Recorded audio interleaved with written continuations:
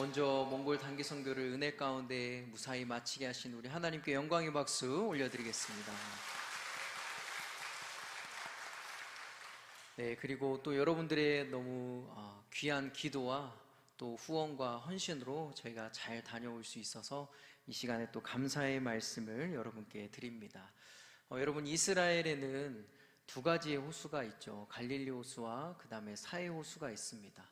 그런데 갈릴리 호수에는 여러 생물이 많이 살고 있지만, 물고기가 많이 살고 있지만, 사해 호수는 말 그대로 죽은 호수죠. 여러분, 왜 한쪽은 생명의 호수고 왜 한쪽은 죽음의 호수일까요? 왜냐하면 갈릴리 호수에는 요단강의 물이 들어오고 다시 빠져나갈 그러한 출구가 있기 때문입니다. 그렇지만 사해 호수에는 물이 들어와도 빠져나갈 데가 없어서 다시 흘려 보낼 수 없기 때문에 그곳에 물이 증발하고 염분과 그 다음에 광물이 계속 축적돼서 다른 호수보다 염분이 이렇게 엄청 몇 배나 더 높다고 합니다. 그래서 수생생물이 살 수 있는 환경이 안 된다고 해요. 여러분, 저는 이것을 보면서 교회도 마찬가지다라는 생각을 했어요. 교회가 하나님의 사랑을 받기만 하고 이것을 흘려보내지 못하면 교회의 생명력은 점점 잃어버리게 되는 것이죠. 그런데 반면에 받은 사랑과 은혜를 계속해서 다른 곳으로 흘려보내면 어떻게 될까요? 교회는 생명력을 가지게 된다는 것이죠. 나만 알고 누리는 것이 아니라 내가 받았던 은혜, 그것을 전하며 전도하며 선교하는 교회는 교회 안에 생명의 기운이 있고 사람을 살리는 공동체가 되는 줄 믿습니다. 여러분, 그래서 매년 많은 교회들이 여름과 겨울에 이 선교의 사명을 감당한다라는 것이죠. 그런데 놀랍게도 오늘 본문에서는 교회가 선교의 사명을 감당하기 훨씬 전부터 어떤 한 분이 세상을 향해서 사랑과 은혜를 흘려보내신 분이 계시다라고 오늘 본문 말씀을 이야기하고 있습니다. 그분이 누구인가요? 바로 하나님이다라는 것이죠. 오늘 16절의 말씀을 보면 하나님께서 세상을 이처럼 사랑하사라고 이야기합니다. 여러분, 우리가 먼저 깨달을 것은 내가 하나님을 사랑하기 전에 먼저 하나님이 나를 사랑하셨다라는 사실을 여러분 깨닫기를 소망합니다.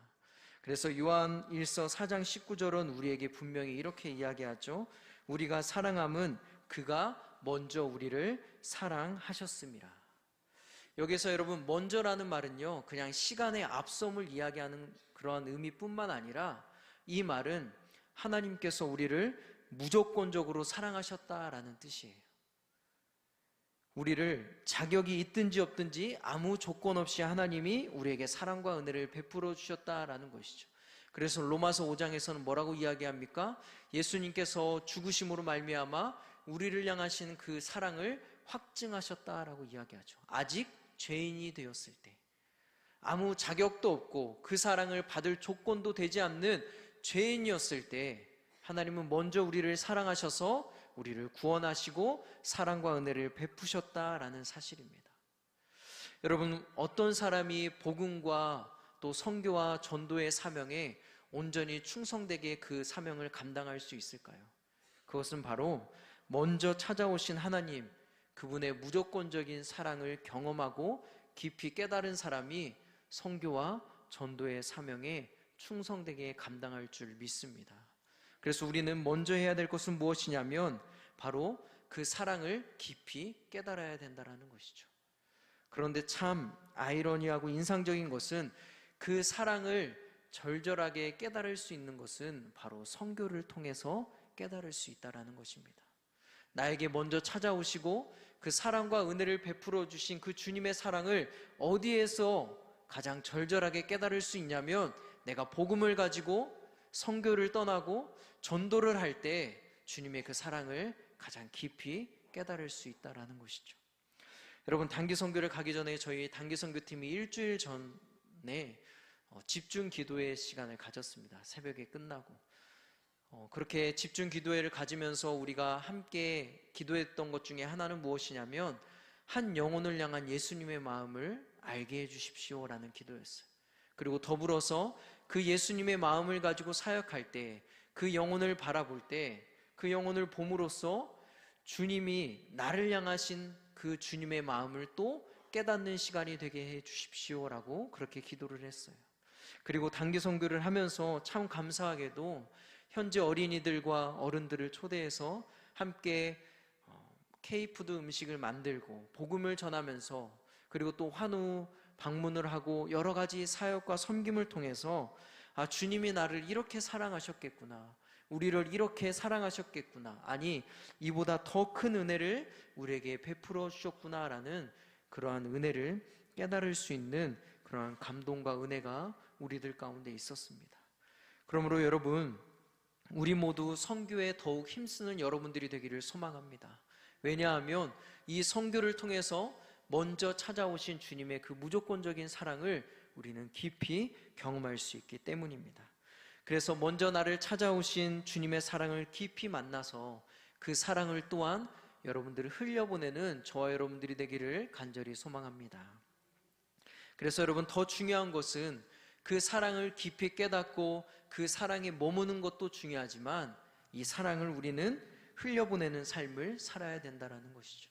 오늘 말씀을 보면 하나님께서 세상을 사랑하셨다라고 이야기해요. 이처럼 사랑하사. 그런데 유대인들의 입장에서 보면 이런 생각이 들었어요. 말씀을 묵상하면서 유대인들 입장에서는 이 말씀이 꽤 충격적으로 다가올 수도 있겠구나라는 생각을 하게 됐습니다. 왜냐하면 이들은 하나님이 자기 민족을 사랑하셔서 자기들을 선택하셨다라는 이 선민 사상을 가지고 있었기 때문이죠. 그러니까 하나님의 사랑을 받을 만한 사람들, 하나님의 사랑을 입는 특권은 우리에게 주어졌다라고 그렇게 생각했던 민족이었다라는 것이죠. 그런데 오늘 요한은 뭐라고 이야기합니까? 하나님이 세상을 이처럼 사랑했다라고 이야기하는 것이죠. 하나님이 유대인들 뿐만 아니라 이 세상을 사랑하신다라고 하면서 그 사랑의 범위를 민족에서 세상으로 놀랍게 확장했다라는 것입니다. 다시 말해서 하나님은 한 나라를 넘어서 모든 영혼을 사랑하시는 분이다라는 사실이죠. 그래서 디모데전서 2장 4절은 이렇게 이야기합니다. 하나님은 모든 사람이 구원을 받으며 진리를 아는 데에 이르기를 원하시느니라. 왜 그렇습니까? 하나님이 세상을 사랑하시기 때문이죠. 유대인들 뿐만 아니라 이스라엘 백성들 뿐만 아니라 온 세상과 사람들을 사랑하시는 분이기 때문에 하나님은 모든 사람들이 구원을 받고 진리를 아는 데 이르기를 지금도 원하신다라는 것입니다. 그래서 여러분, 우리는 그냥 그 사랑에 머물고 있어서는 안 되고 이 사랑과 은혜를 우리는 흘려보내는 삶을 살아야 되는 것이죠. 어디까지 흘려보내야 됩니까? 사도행전 1장 8절의 말씀처럼 예루살렘과 온 유대와 사마리아와 어디까지? 땅끝까지. 우리는 이 사랑을 그냥 머금고 있는 것이 아니라 사랑과 은혜를 흘려보내야 될 줄 믿습니다. 그러므로 여러분, 우리는 이것을 통해서 깨달을 수 있는 것은 단기 선교가 그냥 갔다 와서 끝나는 것이 아니다라는 것이죠. 우리 몽골 단기 선교팀에게는 좀 충격적으로 다가올 수 있겠지만 몽골 단기 선교를 다녀온 곳은 그냥 예루살렘에서 사마리아 정도까지입니다. 그냥 거기까지인 거예요. 그래서 여러분, 우리는 우리의 삶에서 계속해서 이것을 전하고 흘려보내야 된다는 것이죠. 우리 성도님들도 마찬가지입니다. 우리는 고이면 고일수록 내 신앙은 생명력을 잃어간다는 것을 여러분 기억해야 됩니다. 그래서 받은 사랑을 땅끝까지 흘려보내는 주님의 증인이 되기를 간절히 소망합니다. 그럼 여러분, 구체적으로 이 사랑을 흘려보낸다는 것은 무엇을 의미하는 것일까요? 본문에 세상을 사랑하사라고 할 때 이 사랑하사라는 단어는 헬라어로 아가파오라는 단어인데 히브리어에도 이 사랑한다라는 단어가 있어요. 그런데 이 사랑한다는 단어가 아헤브라는 단어인데 이 히브리어 아헤브라는 단어를 신약 성경에서 똑같이 사랑하사라고 번역하는 가장 많이 번역한 단어가 이 헬라어 아가파오입니다. 그래서 여러분, 이 히브리어 사랑한다는 아헤브라는 말씀을, 이 단어를 좀 보면 이 아헤브는 그냥 감정적인 사랑이 아니라 구체적인 행동을 포함하는 그러한 사랑의 표현이에요.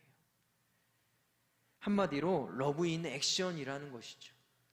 말이나 감정이 아니라 구체적인 행동으로 하나님의 사랑을 보여주는 것이 바로 오늘 말씀에서 사랑한다라는 거예요. 하나님은 이 세상을 그냥 감정으로 사랑하지 않으셨어요. 하나님은 이 뒤틀린 세상을 바라보면서 그냥 감정적으로 안타까워하고 긍휼한 마음을 품으신 것이 아니라는 거죠. 하나님은 이 사랑을 감정에서 행동으로 옮기신 분이에요. 어떻게 옮기셨습니까? 하나밖에 없는 독생자 예수 그리스도를 이 세상에 보내시는 놀라운 행동으로 우리에게 보여주셨다는 것이죠. 자기 아들을 내어주셨어요. 아니, 자기 아들이 뿐만 아니라 이 세상을 사랑하셔서 자기 자신을 버리셨다라는 것이죠. 여러분, 진짜 사랑은 행동으로 나타납니다. 내가 세상을 사랑하고 다른 사람을 사랑할 때는 반드시 그 사랑이 표현되어져야 된다는 것이죠. 진짜 사랑은 자신을 내어주는 헌신을 통해서 드러납니다. 죄로 인하여서 썩어지고 뒤틀린 이 세상 가운데 예수님을 모르는 다른 사람에게 그 사랑과 은혜를 전하는 그 모습은 감정이 아니라 나의 것을 내어주고 헌신과 눈물을 쏟는 그런 구체적인 행동으로 드러날 때 우리 주님의 사랑이 온전히 전달된다라는 것이죠. 여러분, 내가 선교에 참여하고 단기 선교를 가고 복음을 전하고 한 영혼을 끌어안고 눈물을 흘리며 그 영혼을 위해서 기도하고 헌신할 때 주님의 사랑과 은혜가 그 영혼에게 온전히 전해질 줄 믿습니다. 우리는 이것을 기억해야 된다는 것이죠. 여러분, 오늘은 몽골 단기 선교 보고 예배로 드립니다. 사랑하는 성도님들, 보내는 선교사로 섬겨주시든 직접 가서 복음을 전하든 선교는 여기서 끝이 아님을 기억하기를 원합니다. 우리가 그 사랑과 그 받은 은혜에 또다시 고여만 있으면 교회는 생명력을 잃게 되는 거예요.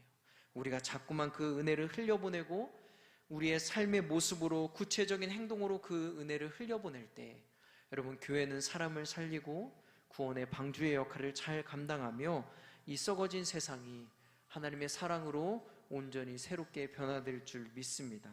여러분, 그렇게 하나님이 자신을 내어주시고 예수 그리스도를 내어주신 것처럼 나도 나 자신을 내어주고 그렇게 헌신과 섬김과 눈물을 통해서 사랑의 복음을 전하는 러브 인 액션의 삶을 살아가는 저와 여러분들이 되기를 주님의 이름으로 축원합니다. 함께 기도하겠습니다.